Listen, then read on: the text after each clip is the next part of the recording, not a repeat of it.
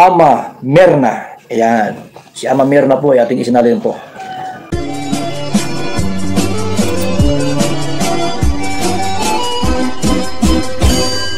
Ba talaga si Reyna, pag may magmahal sa kanya ay solid.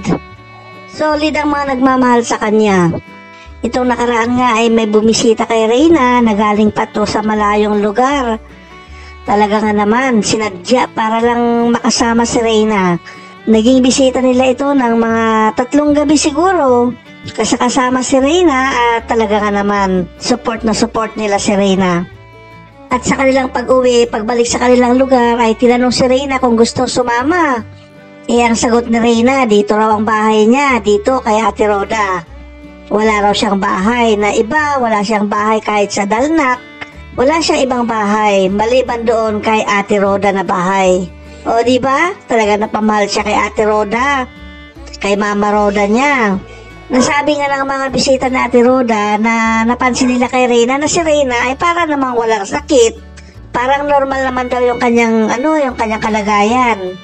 Ito nagpapatunay lamang na si Reyna ay magaling naman talaga na, lalo na pag nandyan sa kay Ate Roda. Dahil nandun siya sa bahay nila ay siyempre iba yung atmospero doon. May stress lang siya doon sa dami ng tao. Samantalang dito kay Ate Roda ay gamay na niya kung ano yung ginagawa niya sa araw-araw, kung ano yung kalagayan nila doon.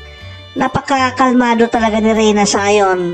Kaya yun nga, napansin ng bisita na parang wala naman daw sakit si Reyna. Totoo naman talaga na ang laki ng pinagbago ni Reyna sa ngayon. Kakaiba nga siya kung siya ay nandun sa pamilya niya.